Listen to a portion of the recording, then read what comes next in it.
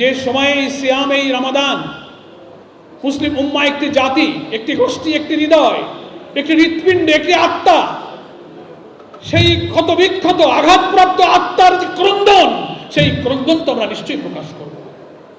যে অবস্থায় আমরা আজকে মাহে রমজানের রোজা পালন করছি, আমরা সরকারকে মুসলিম উম্মার পক্ষে যথাযথ ভূমিকা নিতে বলবো।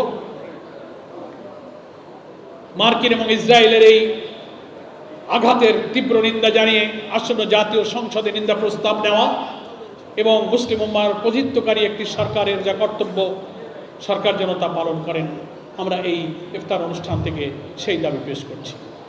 এত প্রত্যাশার নির্বাচন নিয়ে একটা সুস্থ, শান্তিপূর্ণ, নিরাপদ, বৈষম্যহীন, ইনসাফপূর্ণ বাংলাদেশ গড়ার কথা মুখে বলে সেই নির্বাচনের পরে রোজাটা এত দুঃখ কষ্ট দিয়ে শুরু হবে, এটা আমাদের কারো কাছে প্রত্যাশিত ছিল না। আমরা সরকারের কাছে আবেদন জানাবো, এই সব সহিংসতা বন্ধ করার জন্য প্রধান দায়িত্ব হচ্ছে সরকারের।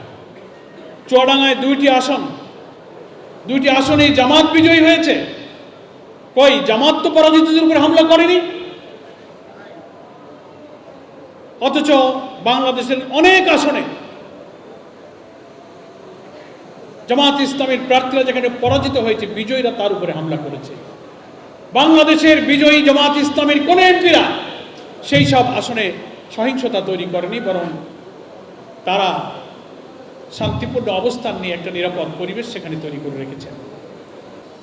12 তারিখে জাতীয় সংসদ আহ্বান করা হয়েছে, তার আগেই যদি আমরা এই পরিবেশ তৈরি করতে না পারি, তো জনগণের কাছে ভুল বার্তা যাবে। আমাদেরকে দিয়ে এই দেশের মানুষের, এই যে সহস্রাধিক তরুণ ছাত্র জনতার জীবন, 20-30 হাজার মানুষের ক্ষত বিক্ষত দেহ নিয়ে যারা হাজারি করছে, তাদের সেই প্রত্যাশা পূরণ হবে না, তাদের সেই স্বপ্নের নতুন বাংলাদেশের বিনির্মাণ হবে না।